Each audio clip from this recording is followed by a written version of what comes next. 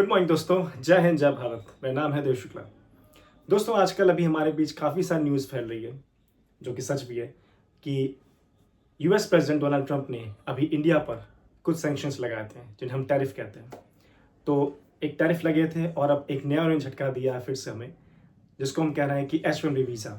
तो ये जो नया बॉम्ब है H-1B वीज़ा क्या है, काफ़ी जगह लोग थोड़ा डाउटफुल हैं कि H-1B वीज़ा है क्या, इससे किसको फ़ायदा है, इससे क्या लॉन्ग टर्म इफेक्ट होने वाले हैं हमारी इकोनॉमी पे, हमारे लोगों पे, हमारे जो हाई एंड क्लास के वर्क फोर्स है, जैसे कि high top and IT work force हो गया, डॉक्टर्स इंजीनियर्स हो गए, अच्छे मजिशियंस हो गए या साउंड स्पेशलिस्ट हो गए, क्योंकि और सारे स्पेशलिटी के सब डिविजन्स हैं, उन पे क्या असर पड़ने वाला है और किस तरह से हमारी इकोनॉमी अब बूम करेगी या फॉल करेगी।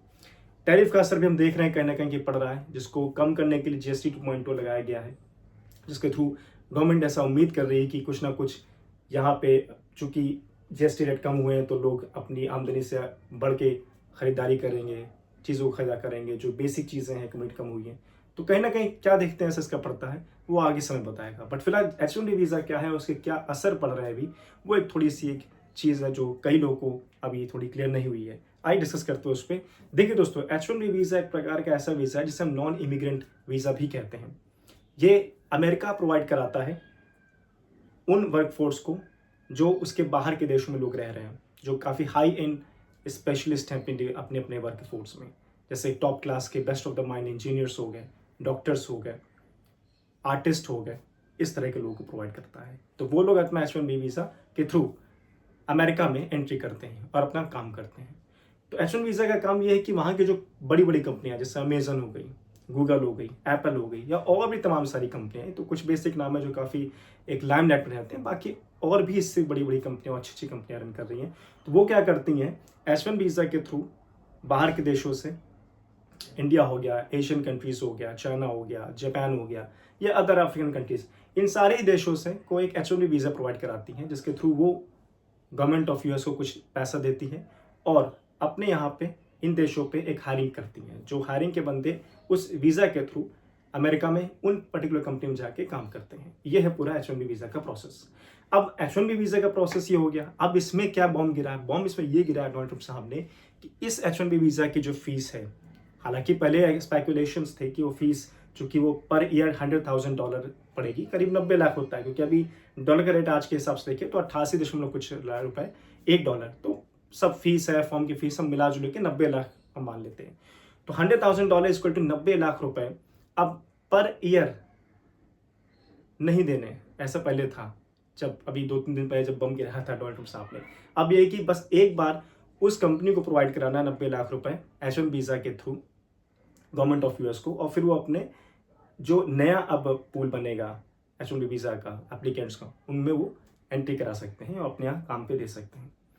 अच्छा, H-1B वीज़ा के 3 फ़ायदे थे जो अमेरिका को मिल रहे थे अब तक, और आगे भी मिलते रहेंगे, क्योंकि हम देखें कि जो भारत के जो बहुत सारे लोग हैं, उनमें अगर बहुत अच्छे लोग की बात करें तो जब बहुत सारा पैसा है, वही लोग अमेरिका जाने का प्लान करते भी, नंबर एक बात। तो उनका बजट ही अराउंड 2 करोड़ 3 करोड़ के आसपास होता है, तो उनके लिए 90 लाख रुपए देना, एक बार मैनेज करना, it's not a big deal. They can easily adjust right now these things. तो इससे कंसर्न नहीं होने वाला है। हाँ, कुछ थोड़ा बहुत असर पड़ेगा, स्लाइटली 2-3% का मार्जिन में लेके चलो, बाकी कोई भी असर नहीं पड़ने वाला है सच।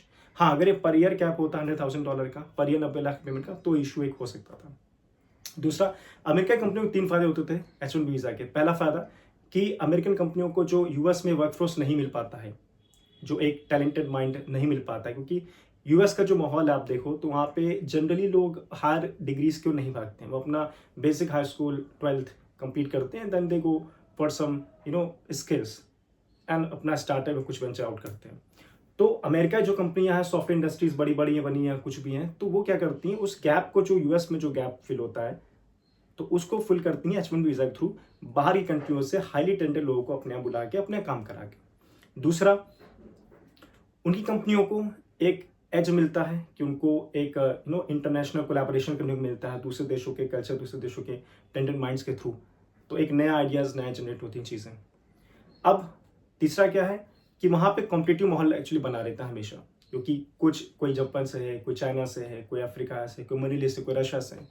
तो जब डिफरेंट डाइवर्सिटी के लोग जाते हैं और एक जगह बैठ के काम करते हैं तो उनके डिफरेंट माइंडसेट होते हैं, डिफरेंट उनके थॉट प्रोसेस होते हैं। तो जब एक साथ मिलकर कुछ नई चीज़ यूनिक क्रिएट करते हैं तो वो बहुत ही अच्छी निकलती है। और यही रीज़न है कि अगर हम बात करें, अभी लेटेस्ट रिसर्च भी एक आई थी दोस्तों, कि 1990 से लेके सन 2000 के बीच में जितने भी नोबेल प्राइज यूएस को मिले हैं उनमें से 26% जो नोबेल प्राइज गया है वो सारा गया है इमिग्रेंट्स को।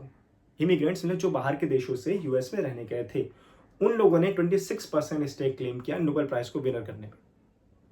दूसरी रिसर्च एलसीआईटी की आई थी वहीं पे, जिसमें बताया गया कि 1990 से लेकर सन 2025 तक जितनी भी कंपनियां बनी, जो बिलियनर कंपनी बनाई गई, उनमें से 26 से 29% तक जो स्टेक्स है वो इमिग्रेंट वर्कफोर्स के थ्रू ही काबिल हो पाया, पॉसिबल हो पाया। तो ये कुछ फायदे थे। अच्छा, उनमें H1B वीज़ा है तो कंपनी को फायदा हो गया, जो यूएस कंपनी को मिल रहा है। अब यहाँ के जो एम्प्लॉयज़ हैं उनको क्या फ़ायदा हो रहा है H1B वीज़ा का, जो अपना देश छोड़ के दूसरे देश जा रहे हैं। तो उनमें इन देशों का फ़ायदा ये होता था कि उनको एक पहला एटमॉस्फेयर मिलता था कि यस हम यूएस में जाके पढ़ेंगे, यूएस में जाके काम करेंगे, तो एक उनको बेटर एक इंफ्रास्ट्रक्चर मिलेगा। क्योंकि आज भी आप सभी जानते हैं कि यूएस का पास जो पावर है, चाहे फाइनेंशियल हो, चाहे सोशल हो, चाहे इंफ्रास्ट्रक्चर लेवल पे हो, चाहे वहाँ का कॉन्स्टिट्यूशन या चाहे वहाँ के रूल्स एंड रेगुलेशंस में हो, वो और अभी भी स्टिल अनमैचेबल है। कई सारी कंट्रियाज आज सिविल वॉर में डिपेंड हैं, सिविल वॉर में जूझ रही हैं, उनके बेसिक सेंस नहीं है, पॉलिटिक्स, डेमोग्राफी चेंज है, चीज़ें खराब होनी, जैसे बांग्लादेश, नेपाल, पाकिस्तान, अफगानिस्तान, यूक्रेन, काफ़ी कंट्री में देखो बवाल मचा पड़ा है, चीज़ें वैसी नहीं है जैसी चलनी चाहिए। तो उन सभी को अगर कंपेयर करो तो यूएस आज भी नंबर 1 पे खड़ा होता है, जो आज भी लोगों को एक सिक्योरिटी, प्रॉपर रेगुलेशन, एक प्रॉपर लॉ एंड ऑर्डर की सिचुएशन और एक बेटर लाइफ देता है जीने के लिए। तो इसलिए लोगों का एक लुक्रेटिव आज भी है कि यार यूएस में पढ़ना है, यूएस में जाना। दूसरी चीज़, यहाँ के लोगों को एक फ़ायदा मिलता है कि उनको भी यूएस में जाके काम करने के बाद एक चांस रहता है, ड्यूअल इंटेंट इसे कहते हैं, कि एक तो H1B वीज़ा के थ्रू मैं बाहर चला गया यूएस में, दूसरा अब मैं H1B वीज़ा चूंकि 3 साल तक वैलिड होता है, अगर टेक्निकलिटी की बात करें H1B वीज़ा की, तो H1B वीज़ा 3 साल तक वैलिड होता है, इसको हम 6 साल तक एक्सटेंड करा सकते हैं, 6 साल तक एक्सटेंड करा सकते हैं।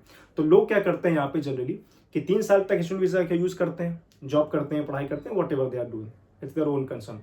और अगले साल में 3 साल 6 साल में रुकने के बाद वो क्या करते हैं, वहाँ पे ग्रीन कार्ड के लिए अप्लाई करते हैं। हालांकि ग्रीन कार्ड का जो प्रोसेस पूरा अलग होता है, बट हाँ उनको इसके थ्रू एक एज मिल जाती है, आपका सिर्फ प्लेटफॉर्म मिल जाता है जिसके थ्रू अब वो अपना ग्रीन कार्ड की चीज़ों को आगे बढ़ा सकते हैं।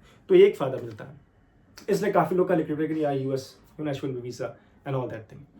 तो अब देखा जाए तो यूएस और इंडिया के रिलेशन जो भी बात करें हम, काफ़ी एक खींच तान के चल रहे हैं। हालांकि इंडिया आज भी अभी भी बहुत ही सधे रूप से बातचीत कर रहा है। अभी बताया जा रहा है कि हमारे जो कॉमर्स मिनिस्टर हैं पीयूष गोयल जी, वो कमिंग वीक्स या मंथ्स में जाएंगे यूएस में और जो ट्रेड पैक्ट साइन होना है उस पर डिस्कस करेंगे।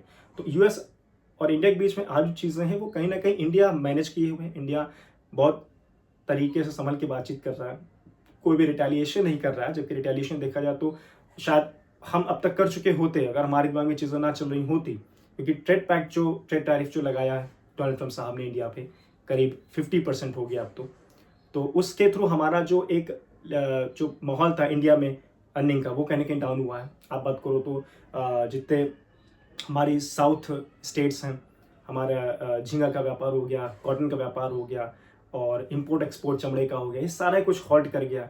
कपड़ों का जो काम था वो सारा हाल्ट कर जो, क्यों? क्योंकि टैरिफ जो है 50% लग गया। तो उससे यहाँ के और वहाँ के दोनों लोगों को कहीं ना कहीं घाटा है। अब जो उनको पैसा काम पहले 100 रुपये मिल रहा था, अब वही उनको पे करने के 110, 115, 120 तक देने पड़ेंगे। तो वो क्यों लेंगे भाई, जब उनको चीज़ें अदर कंट्रीज पे 105 102 की मिल रही, तो why would they gonna pay 110 120 rupees? ठीक, तो इससे कहने की एक डाउन ही सिचुएशन इंडिया और यूएस के ट्रेड की।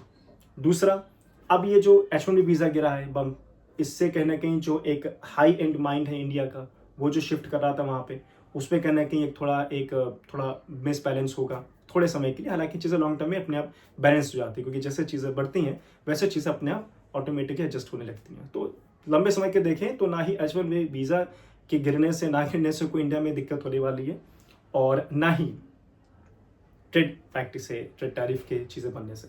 बस हमें ये कोशिश रखना है कि जैसे हमारे मोदी साहब ने कहा, और ये बात एक ऐसा ग्लोबल लीडर बहुत अच्छी उन्होंने कही है, कि जब तक भारत आत्मनिर्भर नहीं बनेगा, जब तक हम अपनी डिपेंडेंसी उन चीज़ों पे ख़त्म नहीं करेंगे जो हमारे लिए आज या कल हट सकती है, तब तक हम अपने देश में कुछ नहीं बना सकेंगे, कुछ नहीं मेडअप कर सकेंगे और यहाँ का जो टैलेंट है वो ऑलरेडी कहीं ना कहीं बाहर जाएगा। बट एक दूसरा पॉइंट भी दोस्तों ये आता है कि अगर हम अपने कंट्री में चीज़ें बनाना चाहते हैं, अगर हम अपने हाई एंड टैलेंटेड माइंड को यहाँ स्टे करना चाहते हैं, तो बहुत ही इंपॉर्टेंट चीज़ हो जाती है हमारे सामने कि हम उन लोगों को उन चीज़ों के लिए कुछ ऐसी चीज़ें करें, गवर्नमेंट ऑफ इंडिया अपने स्टाफ से स्टेप ले कि ईज ऑफ बिजनेस मिल सके यहाँ पे। जो वहाँ पे आज भी जो लाल फीताशाही का क्रम चल रहा है कि आपकी फाइल होती है वो महीने 2 महीने लटकती रहती है, भटकती रहती है, आपको बाबू को 100 रुपये देने होते हैं, फिर बड़े बाबू को 200 देने होते हैं, फिर आपको उनसे 4 बार आपको पैर छूने पड़ते हैं। तो ये चीज़ें कहीं ना कहीं खत्म हो। अगर आप टैलेंटेड हैं, आप सामने आइए, अपनी चीज़ों को प्रोसीड करिए और स्टार्ट कीजिए अपना बिजनेस, जो कि यूएस और अदर कंट्रीज़ में थोड़ी बहुत आसान है। वहाँ वो किसी के थ्रू नहीं करना, सारी चीज़ ट्रांसपेरेंट है, ऑनलाइन पड़ी हुई। आप अगर कैपेबल हैं, एप्लीकेबल हैं, आप जाइए, अपना काम करिए, अपना पैसा कमाइए, दैट्स इट। तभी वहाँ पे आज एलोन मस्क इतना लड़ झगड़ने के बावजूद भी, यूएस प्रेसिडेंट लड़ने करने के बाद भी वो आदमी आज भी टिका हुआ है और आज भी पैसे कमा रहा है और आज भी स्पेसएक्स अच्छे रूप से चला रहा है। यूएस और चाइना की लड़ाई चल रही है ट्रेड को लेके, तमाम सारी चीज़ों को लेके, बट आज भी एलोन मस्क का बंदा एलोन मस्क आज भी बहुत आसानी रूप से टेस्ला के थ्रू चाइना में व्यापार कर रहा है, अपना काम चला रहा है। क्यों? क्योंकि वहाँ पे ट्रांसपेरेंसी है, क्योंकि वहाँ पे चीज़ों को गोल गोल करके नहीं रचा गया, बहुत सिंपल स्ट्रेट चीज़ें चलती हैं। If you are right then you are liable, you are very open to ask or oppose anybody, even in the US president in front of you. So ये चीज़ें हमारे भारत में भी होनी चाहिए। हमारे लॉ एंड ऑर्डर सिचुएशन खस्ता हाल रहती है। आज भी कोई घटना होती है तो उस घटना के निस्तारण कराने में ही आपको जो आपकी जिला स्तर पे या राज्य स्तर पे जो थाना होते हैं, कचहरियाँ होती हैं, वहाँ पे आपको चक्कर लगाने पड़ते हैं, अपनी ड्यूटी, अपना कामकाज छोड़ के। हमारे यहाँ जो सिविक सेंस है, इंफ्रास्ट्रक्चर बात करें एकदम डामाडोल है। आज सड़क बनती है, परसों फिर खुद जाती है, 3 दिन बाद वहाँ पे कोई नगर निगम खोदता है, कभी जल निगम खोदता है। तो ये चीज़ें अगर ठीक हो तो हमारे यहाँ का टैलेंट भी H-1B वीज़ा के लिए भागा भागा नहीं घूमेगा किसी और देश में। और जो मेहनत, जो टैलेंट वहाँ वो कर रहा है, वहाँ कंपनी को बनाने में, वहाँ की फाइनेंशियल ग्रोथ को जो अपलिफ्ट कर रहा है, वो हमारे यहाँ भी इन्वेस्ट होगा। बस इन चीज़ों के दोस्तों चाहते हैं आपसे अगली बार मिलते हैं। और अगर वीडियो पसंद आए तो प्लीज़ इसे लाइक करिए, शेयर करिए, सब्सक्राइब करिए। मिलते हैं आपसे अगले वीडियो में किसी और दिलचस्प बात के साथ। तब तक के लिए जय हिंद, जय भारत।